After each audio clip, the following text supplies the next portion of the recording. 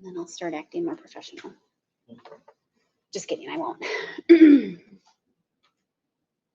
Okay.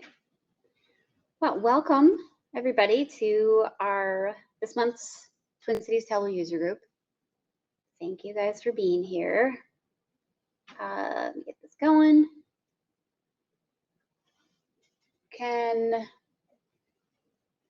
So just curious if those of you online can see my like presenter mode or not. We can see you. We're only seeing you. Oh, I haven't shared my screen. Sorry. Thanks again. Okay. One more time. Okay. I'm going to just share my entire screen. Okay. Now we've got this inception thing going on. Hold on.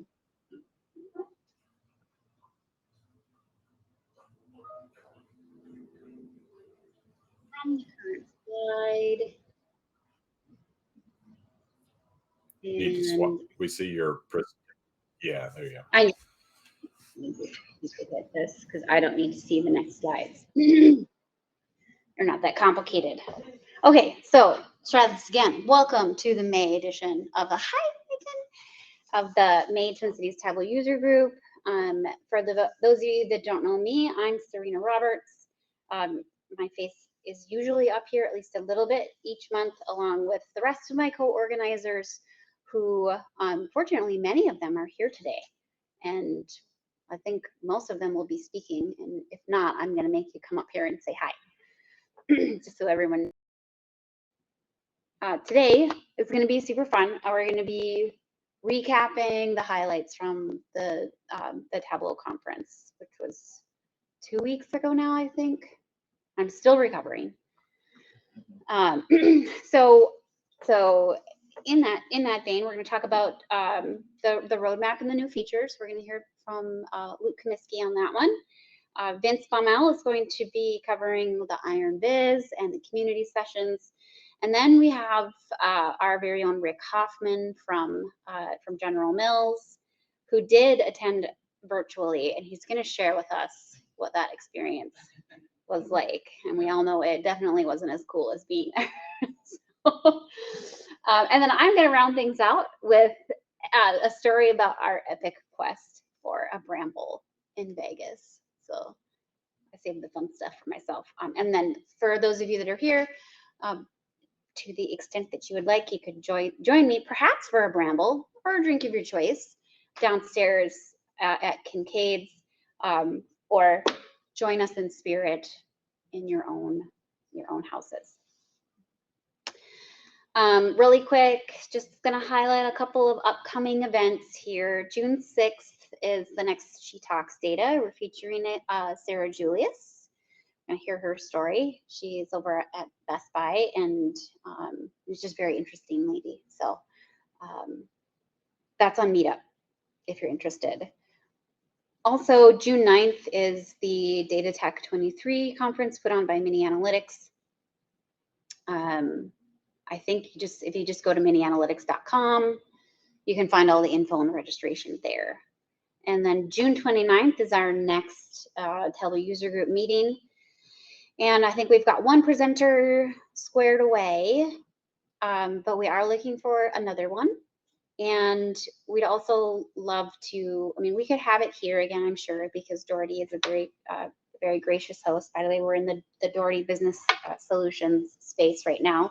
They would have us back because we're just so awesome, but it is nice to be able to like bop around locations. So if you have space at your office and you'd be willing to have us, just please reach out to me or any one of the organizers and let us know. Like we clean up after ourselves. We're pretty good crew when it comes to that kind of thing. So let me know.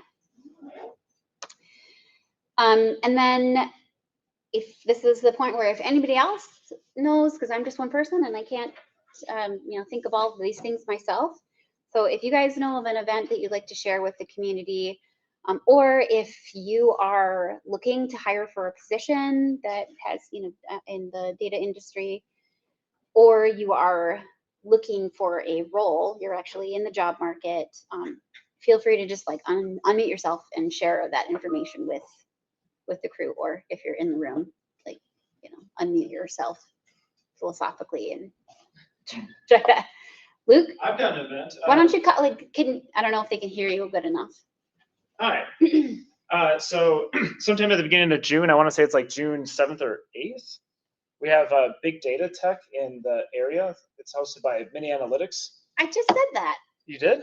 Did I not? Damn, well, I wasn't listening. You should come. Double endorsement for big data tech. I was just like, you talked about an event. I was like, it's like one of the coolest events ever. So yeah, just to double down on that. Thank you, Serena, for giving me a platform to talk about how cool that is. Yeah. Number 2 in the list. Thank you. All right. Anybody else want to repeat what I said? SheetTalks data is great. Another endorsement for SheetTalks data. Thank you, Megan. Anybody online?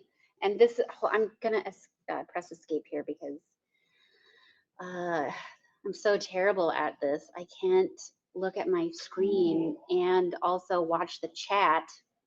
So I'm just gonna make sure. Were there any ham sandwiches this year? Derek Nagle says. We'll get there. Promise. I know last time, so this is the second time that we've done an event on this new platform, Bevy, and I know that last time there were some issues with people being able to unmute themselves. Couple things that we had people do to fix that were to like unblock your cookie blockers and ad blockers in your browser, potentially like leave and come back in again. There's like a test your microphone button that you can press before you join that can sometimes take care of that. But just real quick, like, are you guys able to unmute yourselves? Because definitely want this to be an interactive format rather than just all of us looking at. Yes. We can, yes. Perfect. If you want to unmute yourself, so please stay muted when you're not speaking, but if you have something to say and you cannot unmute yourself, just like say so in the chat, and at least just so I know, because I can take that feedback back to the people who help us administer Bevy. Okay, so Penny cannot. Okay, Penny, double check your little cookie, your cookie blockers in your browser. I'm sure that's not the right word for it, but you know what I mean. See if that does anything. So, all right. I think that's all I have. So first up, we have Luke Comiskey, who's going to talk about the future of Tableau. Thank you. Who's the lady? It's Not my grandma. apparently his grandma. No, it's a lovely woman I haven't met somewhere on the internet. She's pretty excited though. Yeah, very excited. So hello everyone, my name is Luke Comiskey. I am part of the Twin Cities Tableau user group planning crew. Also run an organization called Data Drive. We're a managed analytics service for small, mid-sized companies that want to build and run an entire data stack and have that taken care of for them. So very excited to be talking through the future of Tableau and the overall roadmap. The main keynote video is available for watching. It's one of those few video resources that you can actually go back and check out. So I won't bore you too much with the nitty-gritty like product features and details. I mostly just want to summarize what I took in from that, some of the cool features that we have to look forward to. Some of them will be like my opinions on what the move might look and feel like. I've also been reading a lot of people's like hot takes on the internet, so I'll give you some suggestions on who to read for that as well. And I'm sure we'll have time to also just like hear from others on what they think about all these features. So not really meant as a product demo because there's not much to demo for myself at this point, but more about just the general themes that I was hearing at Tableau Conference.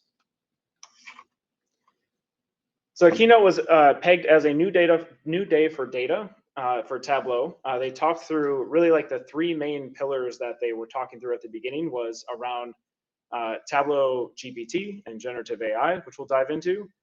the VizQL data service and really just like headless BI and how Tableau is going to play a role in that. Of course, they have to talk about either the Salesforce Data Cloud or the Data Cloud for Tableau, or like I think Genie's involved in there. Like most things Salesforce, there seems to be a lot of rebranding going on all the time. So whatever that is, we'll talk about that as well. And then wrap up on quick fire on Devs on Stage. They actually put Devs on Stage, a very popular session, into the main keynote this time around. A lot of the features that they were covering off on were like features that we can hopefully expect to see in the next 12 to 24 months, where a lot of these first 3 bullet points are probably more, well, hopefully we see them in the next 2 years, but they could be very aspirational, or who knows what happens to it, because around this time last year, I think they were talking about like AI model building, and we don't even know what happened to that project anymore. So we'll see what happens. And then lastly, I'll cover off on gestures, just because that was part of Devs on Stage, but pretty cool feature that's worth talking about. So first up, we've got Tableau GPT and also Tableau Pulse. This was a big announcement. Of course, we can't avoid in the era of generative AI to talk about like how AI is going to be put into like whatever software we're using at work. And that is really what this whole part of the keynote was around, was how is Salesforce going to be putting generative AI and data analysis using AI into the tool itself. And so there is a big commitment, with this being the first one talking about, of Tableau GPT is what they're pegging it. Pretty much on the same day when like ChatGPT was like suing a bunch of companies for that nomenclature. Hopefully Salesforce has just spent enough money with them to like keep that branding. But Tableau GPT will be basically large language models that'll be permeating through the whole entire Tableau Salesforce ecosystem. They've got Tableau GPT, they've got like Salesforce Einstein GPT, Salesforce GPT, Marketing GPT. So we'll see a lot of GPT language. And then they took it a step further by talking about Tableau Pulse, which is really one of that first big product innovations that'll be built on Tableau GPT. This is one of the screenshots that they had during the keynote itself. And really the whole idea is like, if you guys are familiar with Ask Data within Tableau, the ability to like ask human-based questions and get answers of your data and automatically build charts. It feels like Tableau Pulse is just that on steroids. And I think what's really interesting about this move, and for my personal opinion side of it, is I think it is a very like necessary step for Tableau and Salesforce to remain relevant in the market. Everyone's talking about generative AI. You can't ignore it. I think what we are going to find is, if the large language models can actually deliver on doing data analysis and building charts, this could actually be a really good thing for the industry. I think if done correctly, and that's like a big if, that people who are analytics engineers who are preparing the data, making sure that there's good structure and governance and everything is in place for these large language models to do what they do best. And on the flip side, if there are like business analysts that have the ability to ask meaningful questions, those two people are going to be in the best position to really thrive in like this world that Tableau is really painting right now with GPT and generative AI. I recognize that a lot of people at the conference were like, there was like a little bit of fear of like, what happens to my dashboard building position? And I just think that the act of like building dashboards will slowly become just more and more automated. And I'm sure there's always going to be nuance on both ends of how data gets there and how data is interpreted. That'll always be there. We just can't ignore the fact that like the act of building a dashboard can easily be automated just by using AI. So I think it's a good move. It'll be interesting to see how this all pans out. Of course, we always have questions around just like how our data gets into these large language models and how it's governed, and what kind of like liabilities are in place if somebody like if it totally lies about something that sees in the data. Like there's a lot of things that they need to work out. But I think it's kind of a cool move for Tableau GPT. And Ask Data might actually be useful now, and things like where your data is stored and how it's governed is going to take center stage, which is going to be a nice segue once we get to the Tableau Data Cloud.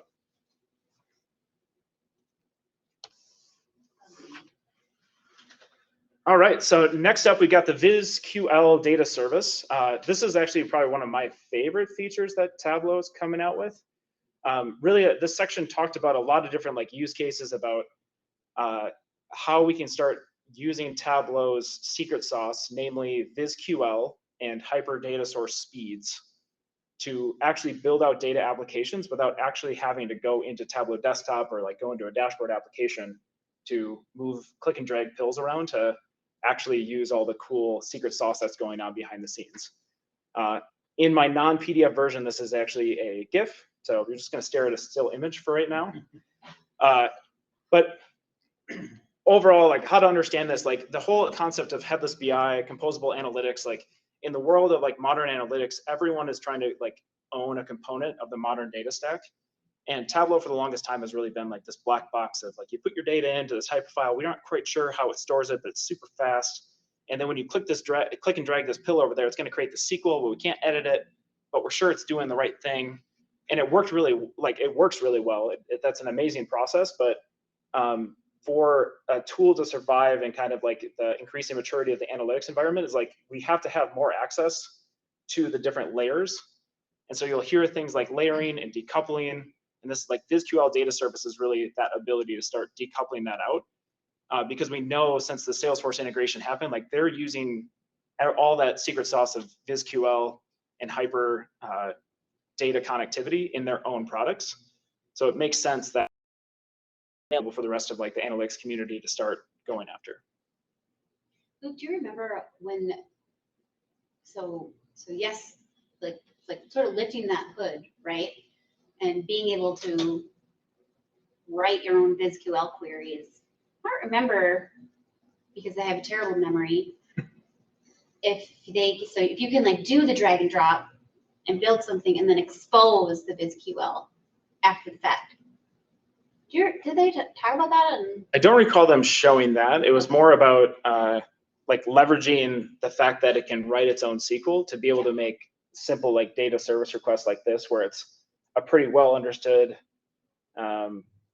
like language model like that, where you can basically like that's the act of dragging dimension, pill, category, and spending average in, and have it output really fast without having to write SQL. But I don't think man, that'd be really cool if it would like output the SQL, but you know that customers would be asking, how can I change that SQL? And that's where I don't think Tableau or Salesforce would sign up for that, that web. I was just curious. All the BI products have their own kind of syntax underneath the hood. Yeah. So like DAX and Power BI, and then Lookers, LookML, so they all have their own kind of way to do it. And part of that's because you can do unique functions with it that SQL doesn't standard have. Sure.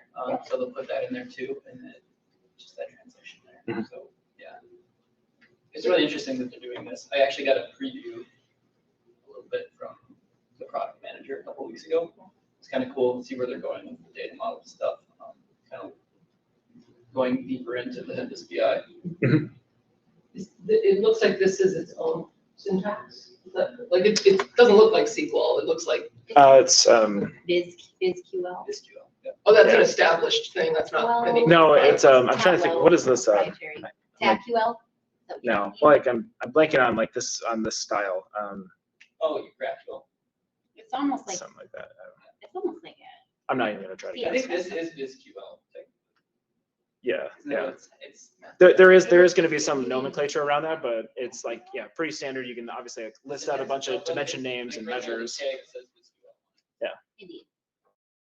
Compared to Tableau, it's not like a well-established thing. Like it's not like this is Python. I mean, it's obviously No, not, but it's no. it's not proprietary. But the cool thing about this is that once you start exposing this, then you can start building a lot more sophisticated data apps or embedding use cases. Because like, for example, like in my organization, we use like Tableau for everything as a cherry on top. But like in terms of like the automation we can do, everything is so black box. We can't actually tap in and like automate sending new queries or building new vises. Like you have like somebody has to go in there and like physically do it. Right. So the whole idea of like breaking out these layers allows it to programmatically be like put into other people's much more sophisticated analytics stacks, basically. Yeah, or So- putting an application on top of it too. Yes, Right. without ever having to use Tableau Desktop. Right, in order to do this, you had to build a worksheet or something, in Tableau, publish it to the server, and then output the worksheet with an export. Yep. This gets away from having to do that. Yeah. Detail. So for me, this is probably one of the coolest features that they announced. I'm super excited that they're going this direction, but I think it's going to further emphasize the kind of different skill sets that are going to be needed in this new era of if people are going to be building sophisticated apps. It's going to be more of the way of getting into the app development space and probably less about the click and dragging of dashboard builds. Yeah, it's like a whole new nerd level for Tableau lovers. Awesome. And then the last of the three major pillars that they talked about, Data Cloud for Tableau or Salesforce Data Cloud or Genie, whatever you want to call it. Like this is the graphic that they keep talking about. I've tried tracking down a number of like demo videos. I'm still very confused on like what this product is actually going to look like. And I don't even know if anyone has like a very clear picture of it, but it exists out there. It's this whole concept that what feels like Tableau and Salesforce is starting to get into a little bit of like the cloud data storage space of like, since you're already taking my Salesforce data and pushing it into Snowflake, like why don't you just keep it over with us and we'll take care of it. And so they're really trying to build out this easy ETL solution that everyone can get all of their data into one place. But I did want to point out there is one price point that I can find on the entire interwebs. It ain't cheap from what I can tell.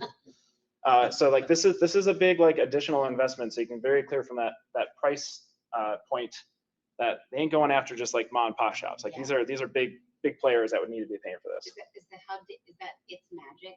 Is that Salesforce marketing, or did you do that? They did that? Yeah. Always suspicious. Like, when it's just magic. God, that's such a good joke too. I should have. Somebody at Salesforce thought of it too. I heard more about that too, but it's kind of a breakout of Marketing Cloud. So if you use CDP, it's an extension of that. Yeah.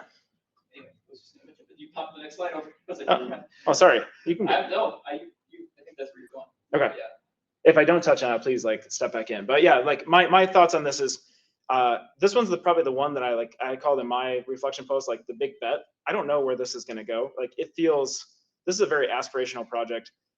It's very competitive in the data cloud space already. People are trying to figure out who's going to own all the data. And like they mentioned some stat about like even like Snowflake themselves identified that like the vast majority of their data and their whole ecosystem is Salesforce data. So clearly Salesforce sees an opportunity, but I also just wonder, this war has been going on for quite some time and like they don't even have their like vehicle built yet to like compete. And so it feels a little like with the big price tag, a lot of these big companies have already started down this whole like cloud data strategy. So I don't know if a new fancy SKU from Salesforce is really gonna create a dent, but I could be very wrong. These are all my opinions and not the opinions of my employer. But I think the things that will happen here with like governance will continue to take a center stage. Like that, this whole messaging around it is like governance and trust. And then you can see vendors now really starting to get into this whole like zero copy data sharing game. And like it would be really nice if everyone just kind of agreed that we could just zero copy into whatever system we wanted. But I feel like vendors are going to start now putting up walls and say like, well, we actually have our own cloud product that you can subscribe to and bring everyone else's data to us. So between that and like what it needs to power a large language model, I'm really like unsure about what this is actually going to turn into. I would have much rather seen a cool Salesforce partner or a Snowflake partnership where Salesforce data was just magically available, but I can only dream. And I think if you're in that space, like it's an easier transition to go from like I'm already in Sales Cloud and that's where my primary use case is to go then backwards and say I'm going to bring in some other data and do something like this versus if you're already established and have your own data storage and ETL or virtualization, like it's hard to move to this direction. Yeah. This one is probably the one I'm most unsure of. It's also like the least like stuff I can find other than like cool GIFs of data moving from point A to point B, right? Like Rick and I used to work on like SAP together. I felt like when they were like connecting stuff, it took me back to my SAP days of. If you have it, but then you can generate a Tableau TDS from those things. Yeah, so that was the other thing is you could then publish that model to Tableau and then Tableau could do it. Yeah. I didn't get that as part of my product I think preview. So.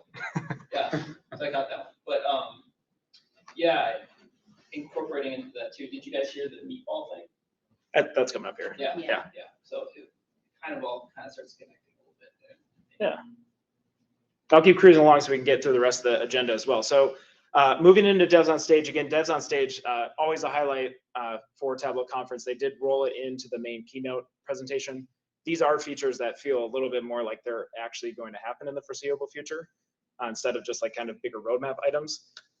Some of the big things I'll just quickly touch on: Tableau Public content discovery, just a handful of changes that are going to make it easier to like find content on Tableau Public. I'm not a big Tableau Public users, but it seemed like the audience really loved that, so good move. They also are trialing out different viz types like radial and Sankey charts on Tableau Public right now. The reason why I mentioned that is it's cool to think that now, since they're pushing everyone to like Tableau Cloud, that you can kind of foresee that they're going to be pushing probably a lot of cool like out of the box viz types to make it easier to build some of these more complex vizzes through a click and drag interface. So I think we're starting to see like where they're going to go with like pushing out cooler new innovation. Image role improvements. Again, I don't use that many like images, but if you're into putting GIFs on your dashboard, that's maybe cool to have. Native addressing geocoding is really interesting as well. Basically, the main trouble with people is that they have like addresses, but they don't have latitude, longitudes. It's expensive or a pain in the butt to track those down. So Tableau Desktop and all these tools are going to basically make it available so that you can map out where addresses exist through their generated latitude, longitudes. And so you don't have to go track down your own lat longs or have to deal with, putting a point in the middle of a zip code enough. You can actually get a lot more accuracy. They weren't very clear on like whether you'd be able to like access those lat longs. I can't imagine you would. Otherwise, like Tableau Desktop becomes a crazy cost-effective geocoding tool, which I doubt they're going to do. But I think for companies that just have addresses, like that's a huge step up. Next up, we got shared dimensions for multi-fact analysis. We'll just call it the meatball. So Tableau released a little bit ways back the idea of noodles, and those are like the relationships on how instead of doing traditional joins, we can actually relate tables together. And now with this shared dimensions with multi-fact analysis, like this is probably one of the biggest gaps that they have when you compare them against some of the bigger players like Power BI, because you don't have the ability to like have the same like shared dimensions go against multiple like fact tables. So if you're really trying to do complex data modeling and you don't have access to a data warehouse and you're trying to do this in desktop, you can't do it today, but like something like Power BI could. When they have this out there, that'll close that gap, which is fantastic. I like how you think it's like a swear word. I just, yeah, they're gonna like bleep me out, aren't they? All right, and then next up we got generative AI and prep and desktop. So like it'll be cool that basically what we're doing today is like opening up ChatGPT and asking like, how do I write this formula, or how do I write this LOD? Like they're gonna have that like just directly in the tools themselves to save us all the hassle, with probably better answers than what ChatGPT gives us today. So yeah, I think that's super cool because like people want to do it anyway, and what an awesome use case for it. And this is like going to be a weird static picture, but so here's a man. Is that like walking Phoenix or something? Yeah. What is that? But imagine he like lifted his hands and started moving them around like Minority Report style, and like being able to interact with visualizations and vizzes. So like dragging your hand across bar charts and everything updates and all this cool stuff. Gestures was the way that they closed out the keynote. It was part of Devs on Stage, so like usually I kind of feel that's like a coming soon type thing, but gestures kind of feels like a little bit more of like a longer aspirational roadmap. It's cool. I don't know like use cases for it. It has like the Visible, if you guys remember that mobile app that came out, like, yeah, it was super cool. That Visible is the whole idea of like, oh, if I get an Excel file, I can open up a Tableau app and use my thumbs to like visualize the information, and we've like, really made that clean. Like this feels like version 2.0, where really cool to think about an era where we get there, but then I remember like how business meetings are ran today, and I have a really hard time imagining somebody's gonna like do this in a meeting and play with it. But either way, like it's a cool innovation. I'm excited to see what kind of use cases we can make of it. Again, it's good to see pushing the envelope with some of the innovations that we can be doing today. It does feel like a better way to present if you have something, if you could package it before you get on the call. Like it feels like putting the story, like they called it putting the story and storyteller together, versus like my slides are here and my camera's sort of on the corner of the Teams meeting, and I can't see what anyone else is doing. Like it does feel like a better interface for that if they get it together. But similarly, I kind of shared some of these things with a Doherty group last week, and the response was, well, this makes my dream of being Tony Stark more closer to reality, right? Like that's how it feels. Yeah. But meanwhile, we're still just trying to get people out of spreadsheets. Right. So, So it's like, I agree. It feels like a big leap, but also it's like you jump on the call, you're like, Jim, you need to turn on your webcam for this thing to work. Like, And the fact that like I can't even be on Teams and like use Tableau Prep without it being slow and weird. Yeah. Right. Yeah. You know, like you need a supercomputer in order Yeah. to run the dang It thing. feels kind of a step towards like how Hans Rosling like did his presentations with sort of the virtual overlay, but yeah, I'm in the same boat where if I turn my webcam on, Teams has a hernia. So this is cool, but still feels a little Right. gimmicky. Yeah, like I can see a cool use case for it, but it does feel really aspirational, Mhm. given Yeah. the way meetings happen, right? Yeah. I would love to live in a world where this actually works. Yeah. I feel like media would like it. Like you can imagine something like on election night, they've got their board that Steve Kornacki's doing, Yeah. but then they also have like a Tableau visualization that he's also doing. Yeah. Yeah. 3D pie chart that adds up to 118% somehow. Yeah, so to I guess close up my time here. The theme of the keynote was a new day for data, and it really did feel like that there is just a lot of big changes that are fundamentally going to move what has been historically a dashboard development ecosystem into like much more. And for me, like I'm personally excited about what bounds those could reach. I know there's a lot of people that was just like there is the status quo, and this is what I understand.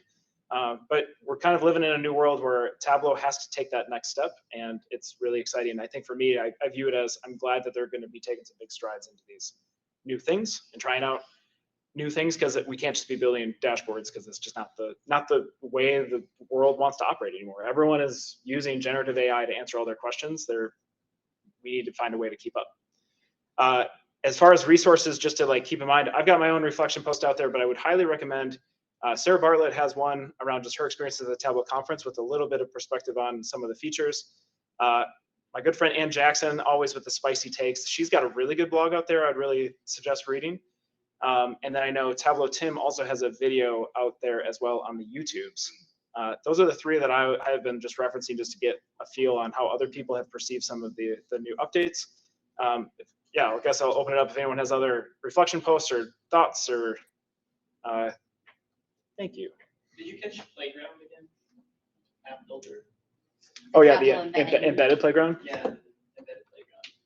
Yeah, I didn't really touch on it. I mean, this sort. I forgot about it. Megan, I'll give credit to Megan, who brought it up yesterday at our meeting, I think, and I kind of missed what she was asking. So What did I ask? you're asking about Playgrounds. building, embedded apps, and I think it was you that asked that question, but I skipped over it, and I didn't realize it, and I caught it later on. But that was another interesting one. Is I think embedding is a big thing right now. We're getting into it more. How Tableau plays into that is really interesting. Building your own custom app and then using the components of Tableau to do it. Yep. Should be really interesting. It might be a space for, like you said, Luke, if my job becomes less about building dashboards, maybe building custom apps is another avenue too, of where that it translates. Yes. Because you kind of skill sets of what to do to put things together. Yep. Yeah, because if anyone's like messed around with the JavaScript API, there's like this whole hierarchy of like how objects in Tableau are treated as workbooks and worksheets. Like there's a whole new nomenclature that a standard JavaScript developer like might be able to understand, but because of your experiences, like understanding how Tableau thinks, that gives you a really good edge. And I think, yeah, to your point, like a good opportunity to be a leading force in building embedded products. And the playground for catching up on people is just a way that you can really like build and kind of see in real time. So you can write the JavaScript code, make sure it works. It's just a much easier way to do the development process that Tableau is gonna create, I think, to help push that innovation faster. And then with the generative code building, you can do now stuff, and the GPT technologies they keep adding into it, it's going to become very easy. Mhm. I think. Yep. It just seems like another avenue. It's like, yeah, like I definitely got the same sense of like skill set shift, but there's a lot of different avenues and ways to go and look at it too. I think you said too, governance will become a big thing, like making sure people are using these things and they're getting the right answers. So building like tight data sources is going to be really important. Yeah. Yep. And it's like that's my big thing too. Is I have a lot of people asking me about like how AI is going to be incorporated into like Tableau or like just their data strategy. It's like it's no different than what we were trying to accomplish with self-service. Like it just needs to be governed, well understood, accessible. Yeah. Like nothing changes other than like the output of either a dashboard or typing a question. But if you don't have a good data strategy, these large language models are going to do nothing for you. Actually, they'll probably do worse for you because they'll just lie and be very confident in that. I was actually most excited about the set header row in Tableau prep because I'm just easy to please. What was that? I totally missed that. The Or Tableau is it prep, just a? being able to set the header row, Okay. That- Yes, that thing. that thing, Okay. that little tiny thing. I'll probably have to wait for 2 years for it or something. Yeah. Question in the back or a comment? Yeah, Mathis here. Luke, I would imagine that this product will be very successful insofar as the math will all add up and be correct. Yeah. The GPT-4, if you ask it to do calculation, you don't know what you're going to get. Yeah, I think that's the big thing is like, can all of these individual mega vendors figure out how to take what, OpenAI has really created and make it secure and work in people's environment, easily trainable and add up stuff correctly and not blatantly lie or hallucinate. Yeah. It's an AI world and we're just living in it. It's a wild time to be alive. Awesome. Okay, thank you. Thank you. So Vince, do you, I'll just do video. so are you on the Bevy thing? No. Because I think you have to be in order for people to see your stuff. I was just gonna do webcam, if that's all right. Oh, you don't have any slides to present? No, I tried and it didn't work. Ooh, But I'm happy to Okay. chat, yeah. all right. That's sad. I know, I All right. have the worst Um, luck. Well, It's just. so I'll stop sharing then. That makes sense, right? Yeah. No one's gonna be looking at that. Okay, let me just take 1 sec and preview make sure there aren't any, like, no one's having any breakdowns in the comments. Ken's excited for geocoding. Okay, take it away, Vince. All right. Hi, everybody. I apologize that the slides did not come together in time. I have the worst luck ever when it comes to that sort of thing, but I love talking to all of you in person. It feeds me, and the fact that we are finally getting back into good amounts of people coming together is amazing. So I wanted to approach sort of talking about Iron Viz, talking about the community perspective on TC, both from my perspective as somebody who this was my 8th conference, and I've begun to really value the white space and the community connections that I have and the people that I meet and the conversations that I'm able to have with folks. But I also wanted to approach it as if I was somebody who was going to conference for their first time, because I think there were wins and losses on both sides of that. And I'll get into that after I talk a little bit about Iron Viz. Now, for those who don't know, Iron Viz is a competition that's held at the Tableau Conference. And in this case, they had three finalists, one from each region, one from EMEA, one from APAC, and one from the Americas. And they get on stage in front of everybody at conference and in front of everybody who is tuning in virtually, and they build the very best dashboard they can using the same data in 20 minutes. And if you haven't seen it, it's absolutely incredible. They just posted it to Tableau's YouTube channel. I encourage everyone to check it out. So we had 3 contestants this time. We had Paul Ross, Brittany Rosano, and Narash Pereira. And all of them took the same data that came from Net Zero Tracker, Carbon Data Project, and NASA Power. And the goal was to try and shed light on the global impact of environmental sustainability. And what I loved about their approach was that all 3 of them took wildly different strategies to it. In the years past, we've sometimes seen similar approaches to the data storytelling. We've seen sometimes similar approaches to how we've taken data and run the same analytics on it. But this time felt very unique for a couple different reasons. My favorite of them probably that came out was Brittany Rosano's. And what I liked about her approach was she focused less on what the data itself was saying and more on how the data is collected.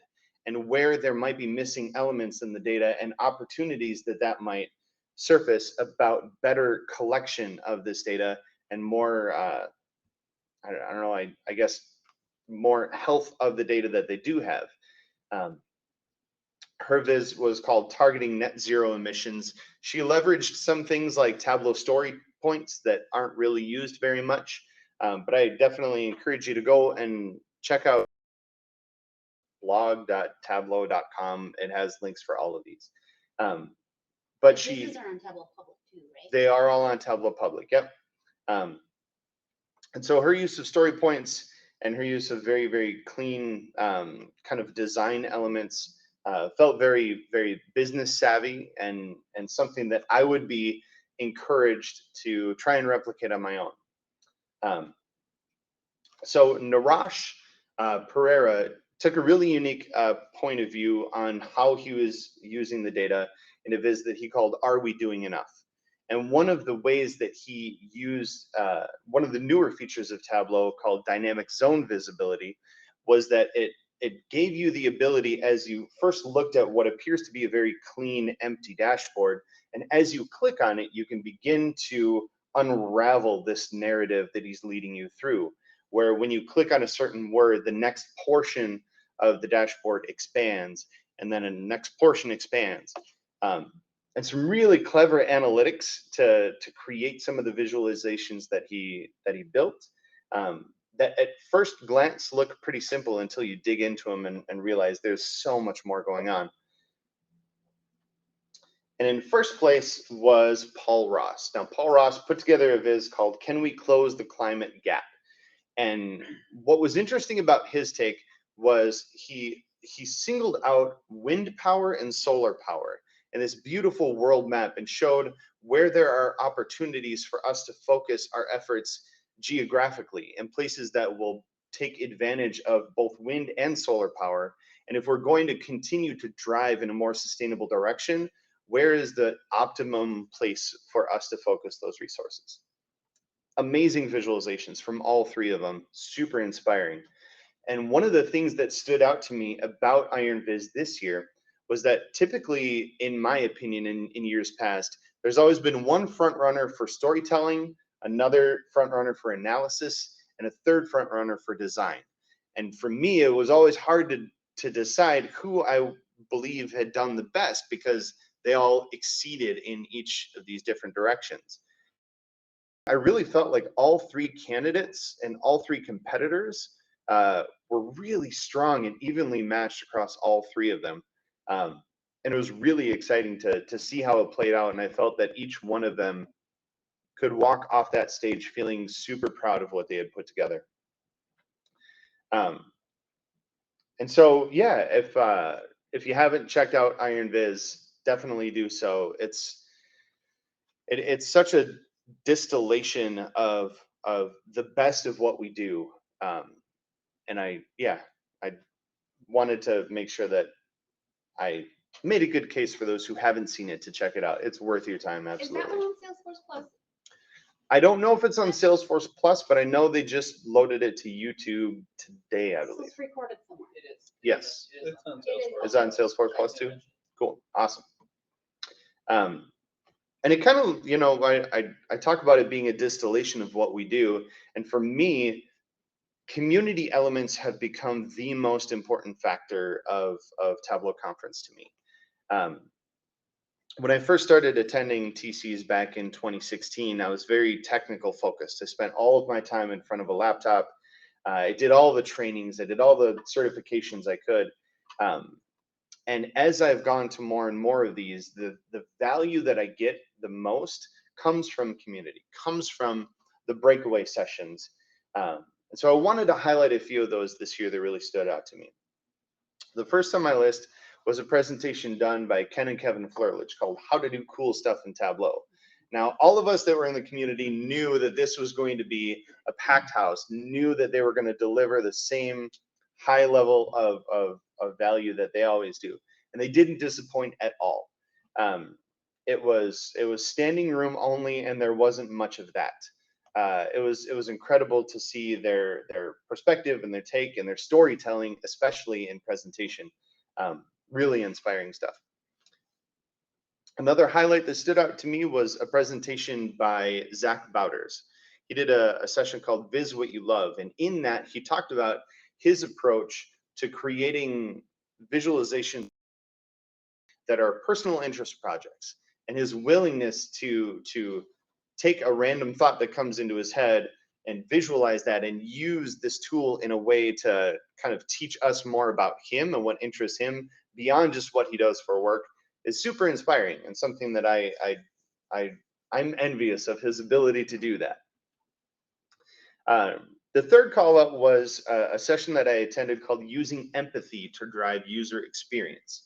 This was a session given by Irene Diomi and Priya Padam, and in it they talked about the importance of perspective in dashboard design and project management when Tableau is kind of the vehicle of choice, and how important it is to not only have good communication with your end users, but to understand the why behind the questions that they're looking to answer with any given dashboard. Super impactful. Wanted to call out as well a session by Simon Beaumont and Sam Parsons called Interactive Business Dashboards. This was one that the title felt really boring, but I knew these guys had the capacity to deliver. And I'm so glad that I went, because what Sam is able to do with Tableau is different than I don't think of Tableau the same way that Sam does, and it's super inspiring. And he was showing a lot of different things. One of them was it was a scatter plot that he had built, and the tooltip was a Viz in tooltip, and that Viz in the tooltip relied on custom map layers. And it was just absolutely mind-boggling stuff that those of us who have been using Tableau for years and years were slack-jawed to see what he's able to come up with. So that was definitely one that I wanted to call out. The Tableau tip battle was another high point. They gathered, I want to say 7 or 8 different folks from the community, and then one at a time had them all come up, share a really good tip in about 60 seconds, and then they had a panel of 3 judges who would kind of choose between 2 people at a time which was their favorite tip. And they did it kind of like a battle, and then at the end, the 2 finalists went this dashboard they could in a short amount of time, sort of like Iron Viz. The whole thing was 90s themed, which made me feel old and so nostalgic, and I loved every second of it. And there were butterfly clips all over the place, and I felt right at home. And they were everywhere. I grew up with a younger sister, and so yeah, that was like currency in our house. And so the last session that I wanted to call out was not necessarily a community session by name, but in how it played out. It was a session called Tableau True to the Core. And this was an opportunity for Tableau's executive leadership to take the stage and field questions from the audience. And this was a session that was solo. It was on its own. It wasn't competing with a bunch of other sessions. And so the amount of people that showed up to this was way more than they expected. And they had overflow seating in both of the kind of the banks of seats alongside that one as well. And queues for people asking questions that were longer than they had time to answer. And it was a really good opportunity for those of us in the community to put our questions forward to Francois Asienstadt and Ryan Atlee and all of the other leaders in a really cathartic way. Like, they were asking some really hard-hitting questions, and I loved the leadership's willingness to take those head on. And they had a couple rows of developers in the front who they were able to specifically call out and have them stand up and speak to things like not only what they were leaning towards in terms of development and new product capabilities, but also being able to speak to why they're not going in some directions. I had a chance to go up and ask a question, and the question that I put to them was, why can't we join published data sources? Right? This was an issue that I have dealt with, and a question that I've gotten from people every single year at conference, 8 years in a row now. And so I wasn't going to throw away my opportunity to ask that question of all those people who had kind of brought that question to me. Did you get a standing ovation when you asked that? There was some applause, which felt validating. I was like, all right, I did a good one. But yeah, and they talked about in response to my question, they talked about the meatball, and they talked about how it was laying the groundwork for what needed to happen to facilitate the ability to join those data sources together. To which I thought, That sounds like bullshit. yeah, I'm like, I've done enough projects to know that requirements gathering doesn't take 10 years. But it's a longer conversation to have, I suppose. Right. But yeah, overall, I thought it was a really, really good opportunity for the community to have some face time with executive leadership that they might not otherwise. And I sincerely hope that it becomes a regular part of not only Tableau Conference, but how they interface with their consumers, with their customers in a more frequent basis. I think it builds a lot of trust. And so from a community standpoint, the one of the things that I wanted to talk about was one of the biggest differences in how they approached conference this year was that the majority of the sessions were held in a giant room with 9 different stages. And these presentations were all being run simultaneously, and they're all being run silent disco style. So the people who would show up for a given session, which was first come, first serve, which ended up not working well. But they would show up and you would be given a headset that was keyed into specifically the audio channel of the presenter that you were there to see. And this was good and bad because the room in general was kept much quieter because of this, which I felt was a huge improvement over the noise level that is normally a conference.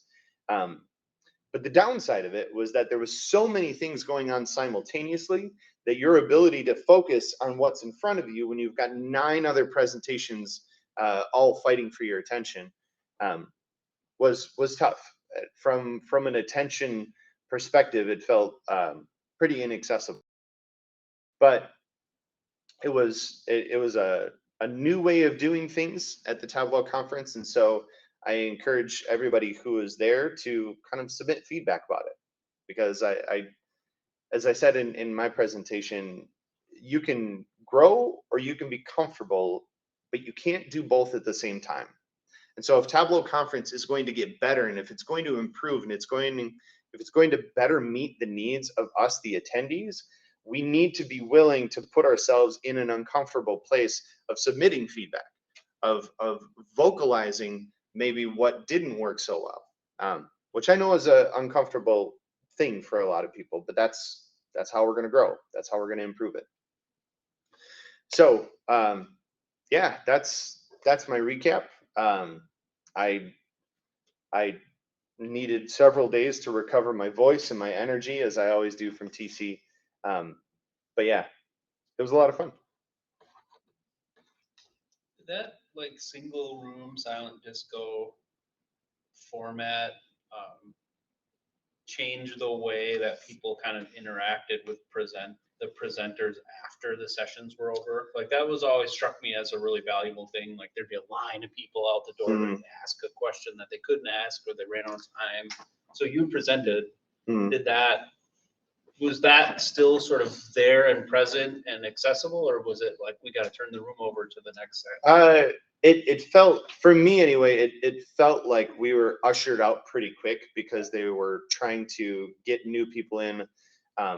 They needed to get all of the headsets back from people so that they could disinfect them, wipe them all down, and get them to the next folks.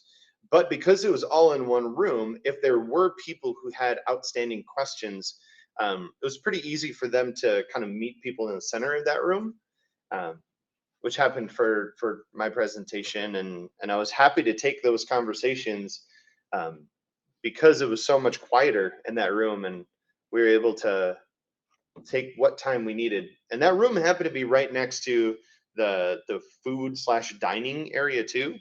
So if any of those conversations to expand to somewhere where they could speak a little bit louder, there was a really good opportunity to do that.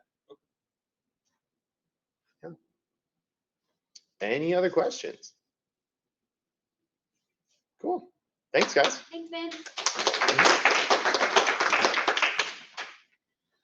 All right. I'm just gonna check and see. Jim, is there a plug, like a power plug? I'm having battery insecurity. Let's see. I can go get mine. I did not bring one. That is my bad. I'm not like imminently gonna. Do you want Do you want to? me to use this camera, turn my camera on, shoot that one back? Well, so we can do this two ways. We can leave my computer connected to the screen, and then you just share from Betty. Okay. And then you can stand here. We're doing less cord switching that way. And people can still see your lovely face. And, okay, so if you do share screen.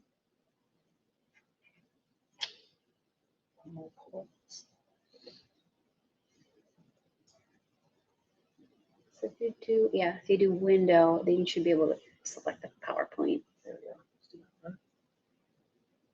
Yep, and then you'll just figure out the display, the right display settings. Okay, so No, not that one. I'll play music. Sorry, guys, if you're in Spotify now, all of a sudden. Pause. It's muted anyway. It's fine. You guys see that? we can see. Oh, we Yep. just go with that. It's good enough, probably. Yeah. Okay.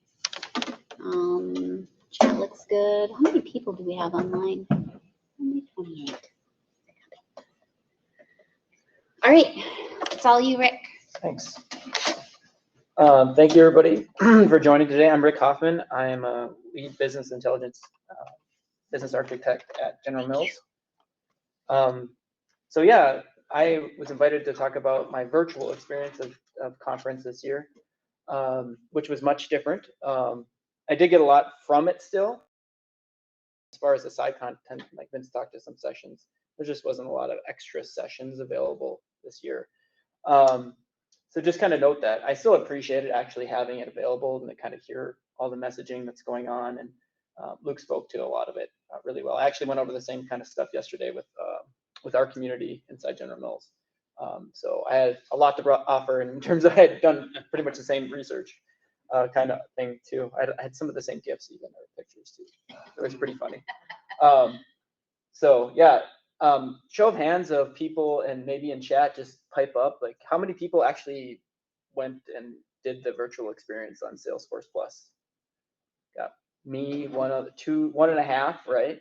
Okay, so if you were to go out there and check things out again, hopefully I've given you a list you can screenshot of things maybe you want to check out.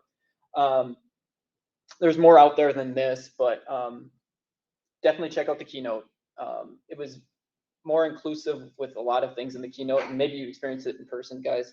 But like devs on stage and everything kind of was in one keynote. They broke it out into separate sessions afterwards. So they're in different like episodes is the way they did it.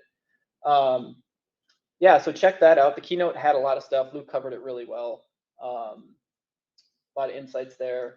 I have the privilege of having Tableau premium support, and so we get to have some extra conversations, and I sometimes get to hear about this stuff ahead of time, and sometimes I get to hear more than they actually disclose. I just got to be careful what I say. So it's cool. I get to give that feedback, like Vince had mentioned, having those conversations and getting things back. So if you ever have something that you feel is painful and you want me to communicate for you, let me know, because maybe it's something I haven't thought of and be like, oh, that's really nice. Yeah. So a little more on that. I can actually speak on that a little bit more. So the meatball actually is meant to be that kind of thing, like Vincent mentioned, like too. They're trying to make that so you can pull in other semantic layers even. So I think it's publicly announced, like bringing in Looker's LookML model as a part of the data source. I think that's announced. Actually, it's been in preview. They're a little wishy-washy on the strategy of happen. So I don't know if we'll actually see it soon. But that is the type of experience they're trying to get at, is trying to, and that cloud, data cloud as well, is really trying to make it that type of thing where you can bring in your data from wherever it happens to be and federate it together in one data source. I think that's kind of what they're trying to do. So I can speak to a little bit about that, and they're really trying to get that right. So what I'd heard when they released the relationship model or the noodle, they actually could have released that much sooner, a year or two, and they were just trying to get it right. So it's really interesting to see if they'll really try to get it right again. And I know they've got some other priorities on trying to do that with the amount of developers they have, but hopefully our GTP or GPT models accelerate that code development. We'll see if they can actually move faster. But yeah, so there's a lot going on. There's still, yeah, like things that we think we heard last year at conference that haven't come out yet, that we heard more in some of these things. Kind of just moving on outside the keynote, there's a lot of get to know you interviews. So if you want to get a better feel for the people that are running Tableau and in Salesforce now, there's several interviews of kind of getting to know each of them that you can check out. So you might have heard Vince call out a few names, and like if you're not familiar with who those people are, there's interviews out there that getting to know people. There was, as well as you want to hear more from Ken. Ken got interviewed actually, so call out Ken. Good job. You had a little interview too. If you want to hear more from Ken and his love of sand peas, that was on there. So check that out. Some other things are on there. There was a little bit of a deep dive on gestures. I thought we'd get a little more from that. There wasn't a lot more that Matthew Miller talked about. He talked a little bit about how his kids came by and were like, oh, that's cool, in his house while he was playing around with it. And they naturally just knew what to do on the screen just because they're used to interacting that way. So that's interesting to hear that. I got a little more from my account executive on how they came up with gestures, or why they did gestures. And they actually had a company during the pandemic where they were trying to speak to their analytics and trying to do everything over video conference. And they were like, we hate that we can't show our faces. Like our faces get all small when we show our analytics. And so they worked with this company to build that feature and try it out with them. So that's where the background of where that came from, is they were trying to meet a specific customer's need. But yeah, will it end up actually being useful or not? And we actually use it in our everyday lives or not will be interesting. But it was, yeah, the Vanilla Sky. Right away I was trying to think of, was it Minority Report or Vanilla Sky? I couldn't remember which one it was.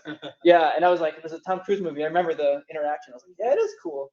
And I remember Kayla actually saw it at Gartner DNA, and she had brought it back, and she had snuck recorded and said, don't disclose it. Yeah, anyway, she's cool like that. She's such a rebellious person. So we saw it, and I was actually pretty, like, Kayla's like, mic drop moment, and it kind of was. I was like, whoa, that was cool. I was not expecting that. So that was a lot of fun just to see it. So it is cool to see what they can do, and maybe we'll actually end up doing it someday. But yeah, we have a lot of other challenges, I think, too. What other things do I talk on? There's a session on just career connection community. That was actually pretty decent. If you're trying to start something like this group where you work, you know, they had some good tips on getting started. Just start small with a few people and kind of work from there.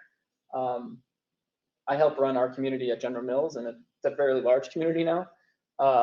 But it is, yeah, just kind of going out there, getting started, pull things from, you know, things that happen at this group and start with things we do here. And it's a place to start and evolve it. It does take a little bit of ownership, but own it, and it can be a lot of fun too.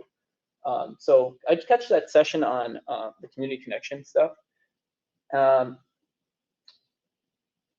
Ozan's Igniting Genius session was pretty decent. Like, he was a pretty interesting guy and had this philosophy of like how to like do all the things he did. And he's done like, he's on his like fourth career, but he's like a rocket scientist turned to like professor to an author to, and like he just kind of must too much, and then he gets bored and does other things, is what I kind of got from it. But he had a really interesting philosophy on how to set goals and work towards them. And then they kind of spoke to just that uncertainty with change. And so like, I think that was a theme that kind of came out of it. And he kind of spoke to that a little bit too, in terms of like, you know, leave your horizons open and trying to like, he has uncertainty and they're asking him like, can you predict the future on things? And he's like, no, I have no idea what's going to happen. Like, and he talked to a little bit about like predictive analytics and how it's actually not very accurate. And so doing that's not always that valuable, but having the knowledge to look back and question things can be really valuable. And so like trusting the analytics, but having some healthy skepticism is a good thing. And probably a lot of us have that. We like to see the data, but then we also want to question it, make sure it's right and explain it. And that's something we're going to have to do. Again, back to like that governance of data and make sure it's right. The people in this room and on the call, really, you guys have been doing that. You're answering those questions, and that's going to be continued to be needed. So it was good to kind of hear from him. Iron Viz, I actually didn't catch it. It was at a terrible time. It was like 6 o'clock at night here. You know, and I had kid baseball to go to, so I didn't actually get to watch it. I tried watching it, but I was trying to catch up on all this other stuff. Why And would they do that? yeah. So as you know, going to conference is great because you're embedded in it. You got nothing else to do. It's all put away. So it's hard to do it virtually if not everybody else is doing it. We did have a session at General Mills and just said, hey, let's watch the keynote together. And a few people came in and we watched it together, which is always fun. So again, grab some friends and watch it if you can, or next year if you end up doing it. Certainly worthwhile, I think. It's good to sit down and do it, just get it scheduled. But it's hard to spend 3 days or 3 days of it virtually doing it out there. Catch speed tips. Speed tips is always great. You always catch something new if you've watched them before. There's a speed tip sessions on demand out there. Little tip, if you look at the homepage when you're on the Salesforce Plus experience and go to the Tableau Conference, it is not very evident to you initially that you need to scroll down to get to the on-demand session. So I missed those for quite a while. I'm like, we're out here. Like, it was very weird. There was no indication except if you looked at the bar on the side, you know, it's like good UX design is like you don't leave stuff too far down the page without having some hint that you need to go down there. Yeah. So scroll down. The on-demand sessions are down there. Maybe if I had my Zoom set to like 50% on my browser. No, I did not. But just pro tip there. How to do cool stuff in Tableau. Shout out to Ken again.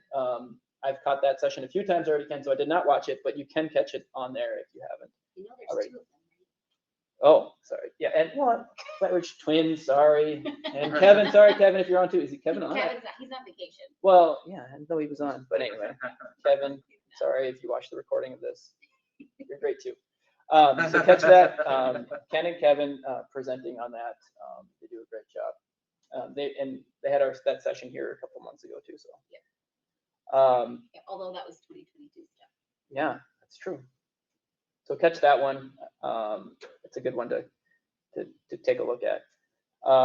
Data modeling 101. If you're kind of easing into doing more good data models, and I think that's where we're kind of calling out is getting better at doing this stuff is going to be important.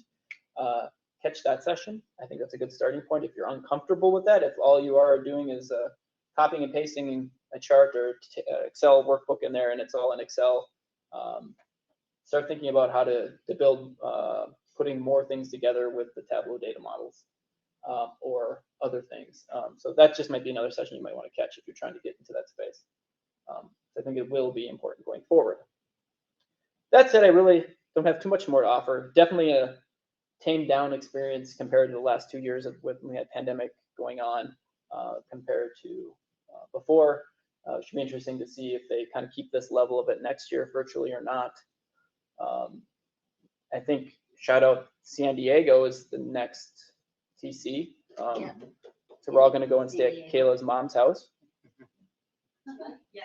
Yes, okay. That's what I heard. Anyway, any other questions for me?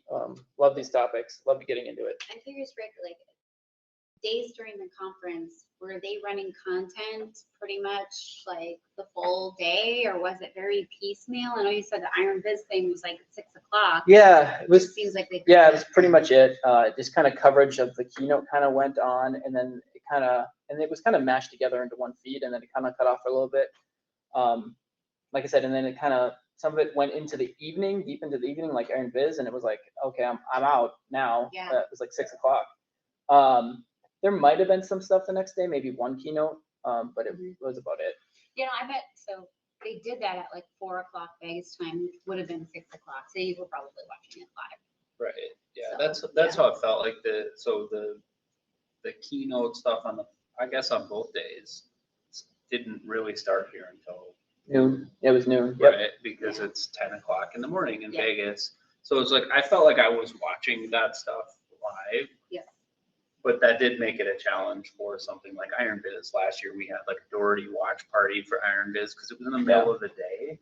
Today it was like, or this year it was like, you know, for our Atlanta office, it was at 7 p.m. and it was Yeah. 6 p.m. here. Okay. So I had it on, I was watching it on my TV at home while I was making dinner because it was, I'd had other, like you, I had other stuff going on. Right. So I was watching it, but I couldn't quite immerse in it the way that I normally would have.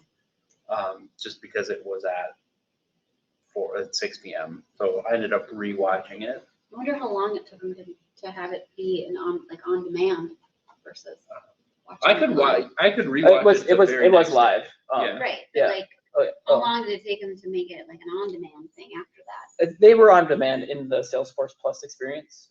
If you went in there, you could get it Was it like recorded. right afterwards? Or was it like the Um, next day or? I'm not sure. They had broken off the keynotes when I went back to it. By the time I looked at it a few days ago, again, it was there. But yeah, I don't know how long it took before it was. I think, I didn't look later that same evening, but I'm pretty sure I could rewatch Iron Biz the next day. Yeah, Like, it was there on demand Yeah. already. Kind of like I think too, in the previous versions too, like it was kind of a stream and then you could still go. And so it probably was there already. Gotcha. But I did notice at some point they broke it up, like the main keynote, they took it and broke it up into sections, episodes. So I was like, didn't I already watch this? And I started watching it again and I was like, oh, they broke it up. So Gotcha, that makes sense. Derek made a comment about how most of the Salesforce Plus stuff felt overproduced. Did it feel like that for you? yeah, so I didn't really mention too much of that. The kind of in between commentary they had, it was more hurrah. Cheesy? Yeah, a little bit. There was a couple tidbits in there. I think I had to mention just like the question is like how does Ask Data work with Tableau GPT, right? Like what happens to Ask Data? And they were like, well, we're kind of admitting that it's not that great, Ask Data. So like it's okay, and I think it's gotten better. But even other competitors to that haven't felt like that easy. They really haven't. GPT, these generative language models, really changed that game, and that's why everybody's hyping it up because it's going to become easier. Yeah. A lot easier. So, which is exciting. I think it's really cool. But yeah, they admitted that in one of the interviews. Like they're just saying, hey, they're just trying to be transparent on that. So that was something I did catch in one of those sessions. But a lot of it was just kind of hyping things up and being excited about what was announced and stuff like that. So yep. Yeah, a little like the years where it was fully virtual, like in between the sessions, there was always like 10 minutes of sort of stock footage content, like rah, questions, interviews, things that were filling the space. That's a lot of how it didn't feel as like pre-recorded stock footage as those obviously were, but that's basically what the experience was like. Yeah, They didn't have an awkward filler band. Yeah, right. That's why I said like the kind of getting to know you interviews are probably more, even though they're probably still scripted and stuff like that. But like there was one with Canada. It was fun to kind of hear from them and get to know, just hear their personalities and how they see things. So. Cool. I thought on the whole it was good. Like it was a good virtual experience. I appreciated having it, given that I knew what in person. So it's like I felt like I could. And it was free, right? It's free. Yeah, it was free. Yep. It was free. I think compared to like last year's experience, where it was like last year, it felt like they had planned for a virtual conference, and then they were like, "Oh, we can have an in-person experience with it." So that made for a better virtual experience. This felt like a conference they wanted you to come to in person, and they're like, "We'll let you watch the good stuff if you're not here," right? So it's like the fact that I couldn't get to some of the sessions, like there wasn't an opportunity to watch them, there wasn't an opportunity to see them recorded after the fact, was a little bit disappointing, but probably they've exceeded what you should reasonably expect of a conference for the past several years by just giving you all the content for free a month later. Yeah. I can say that that's probably the most consistent feedback that I've heard from other people who are submitting feedback to Tableau about this, was that the lack of recorded sessions this time made available afterwards was a big misstep. So I know that is a very squeaky wheel in particular that I'm hoping they correct. Yeah, I know I'm glad you brought that up because you've probably seen in some of those Slack channels, particularly the user group leader Slack channels, we're talking about like, how do we get the community sessions in particular that weren't recorded and, with some level of production quality Mhm. and out to the masses without, you having to go to 82 user groups and, represent that. Yeah. So Yeah. when we figure it out, we'll let Yeah, and in reality too, like would I really want to sit down? I mean, I probably would want to catch them on like just ad hoc as they come up, but would I sit down and want to watch them all like in 3 day span virtually? Like, pandemic anymore. So I don't know. It's a question. I wouldn't, right? And not many of us did watch much of the content. So yeah, I'd be really surprised if they put a lot of it out there to watch your time. Yeah, I mean, I know for me, like that was such a value add in like 16, 17, 18, 19. Yeah, you've got the same 24 hours in the day that everybody else does, but being able to go back and watch all the rest of the content Yeah. over the following Yeah. year was amazing. Yeah, that absolutely. just Yep. reference I it. definitely like that. There's sessions I still go back and Yeah. catch on things, right? Awesome. Any Well, other questions next for year me? you're gonna be in person, right? I think if we'd like to be. We're trying. We're trying. We're trying. You're trying. Make it happen. And yeah, overall in-person attendance this year was about almost double what it was last year.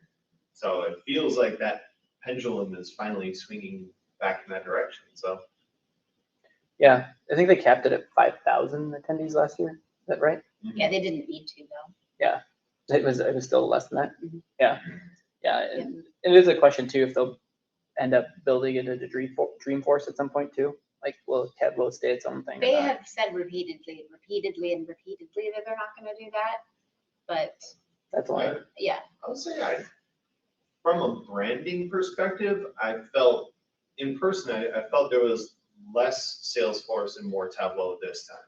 Okay. I feel like that's because there was more like of the Tableau community there en masse. Yeah. But I mean, there was still the Salesforce characters and the Salesforce branding and all of that stuff.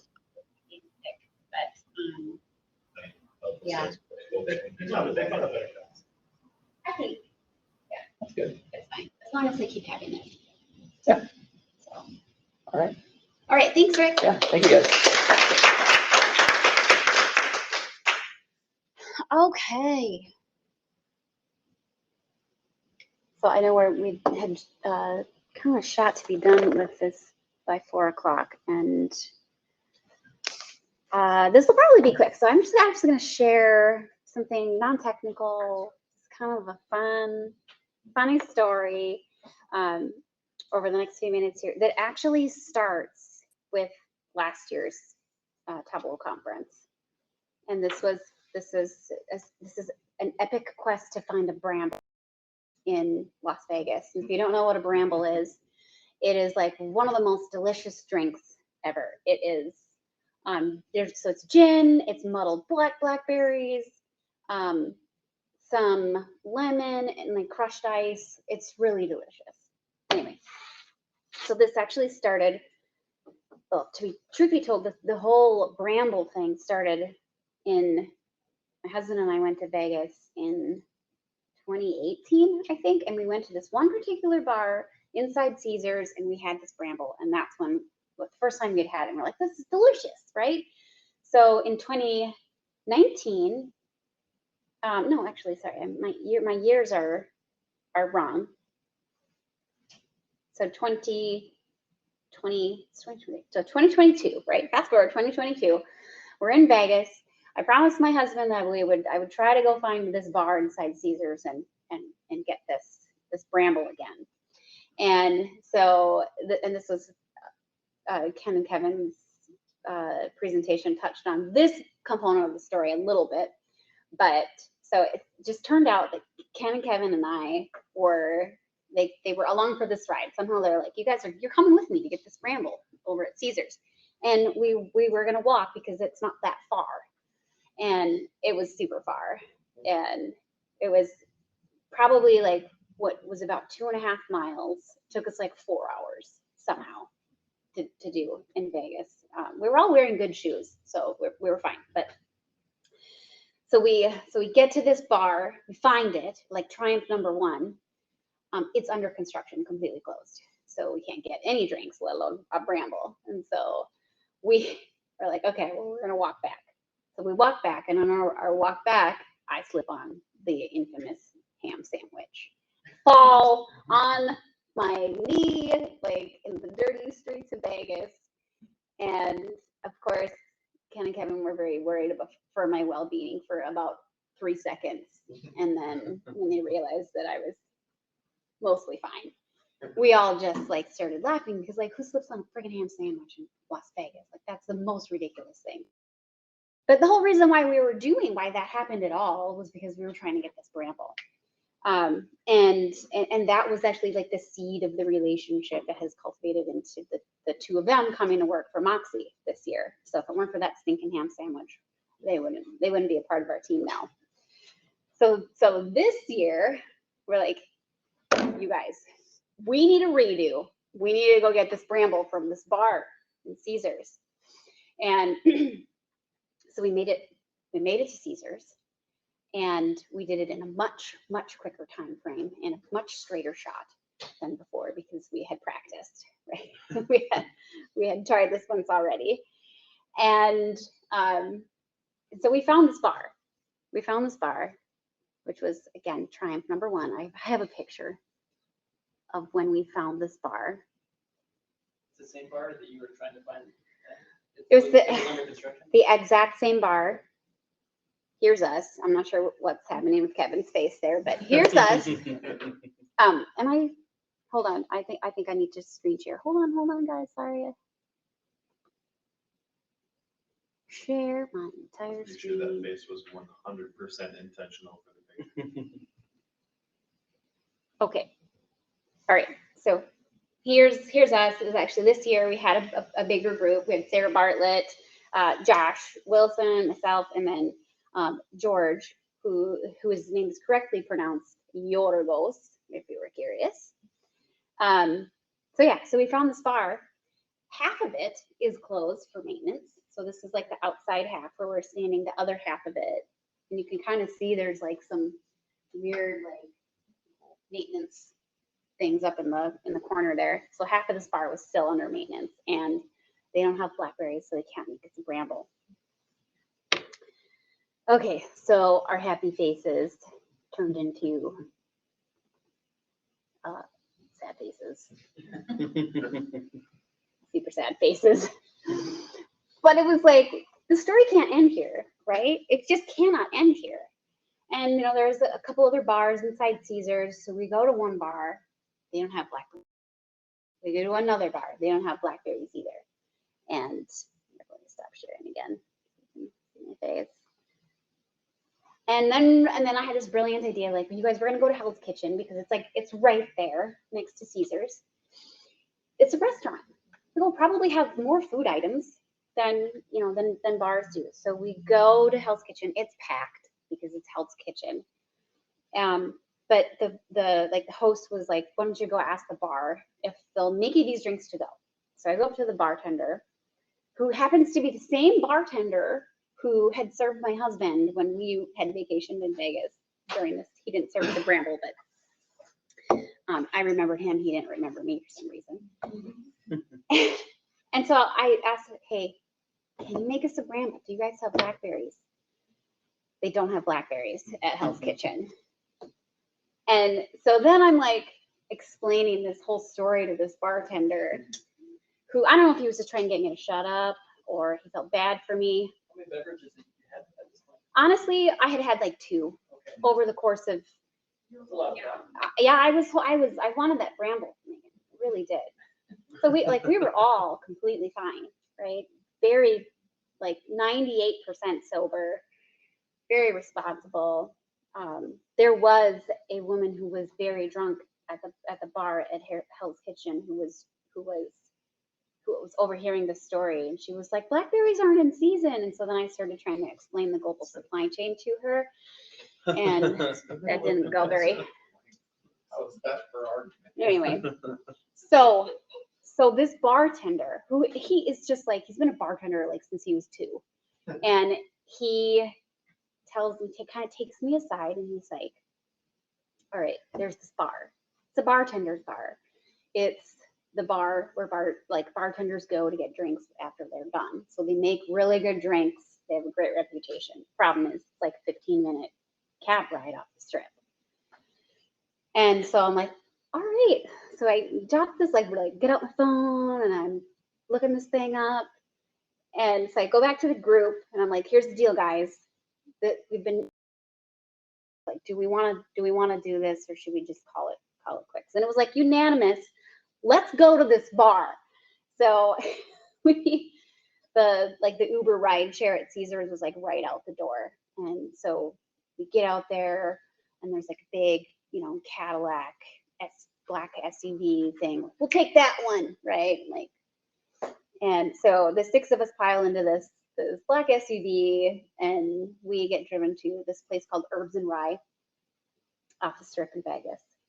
And so we get there, it's on the outside, it's like very understated and quaint. You go inside, and it's like super nice, and like bartenders are just like really professional. You could just tell like these people know what they're doing.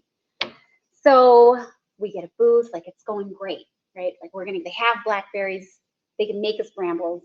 We have arrived, like the moment of triumph, which is my last picture here.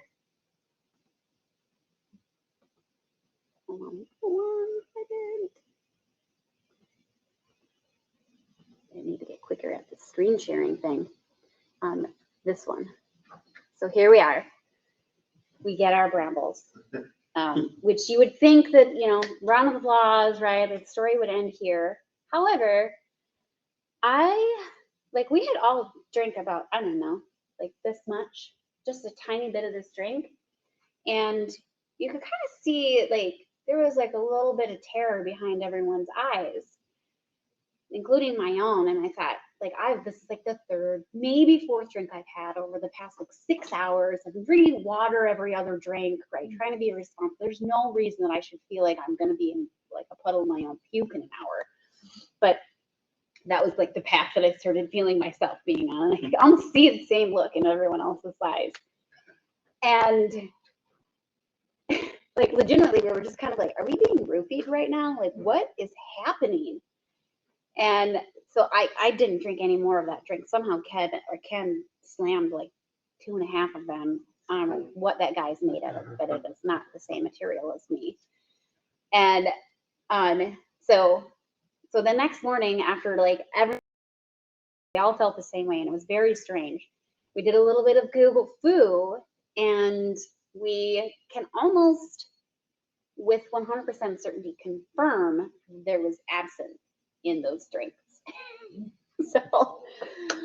So we had a little bit of a little extra prize, extra present in there. But at the end of the day, this was a years-long story in the making of getting these brambles in Vegas. And if you're ever out there, go to Herbs and Rye, get a bramble, ask for no absinthe. I think they just didn't want us to ask for another one. They were like, we're gonna make these guys one drink and get them out of here and put absinthe in their drink, and that'll do it.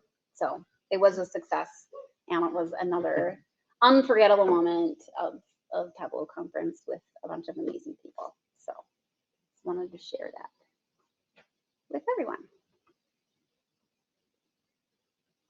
All right.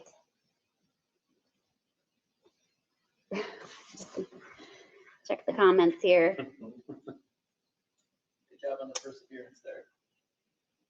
The first appear. Perseverance. Oh, perseverance. Yes. Yeah. I'm not a quitter.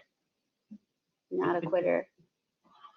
All right, well, I hope you guys enjoyed the highlights from the conference, both the on point and professional ones, and just the fun stuff also, because that's important. Because if nothing else, the Tableau Conference is a lot of fun if you're in there in person anyway. So, okay, 5 minutes over, we'll let you all go. Thank you very much for attending. Hopefully we'll see you next month. Bye, everyone.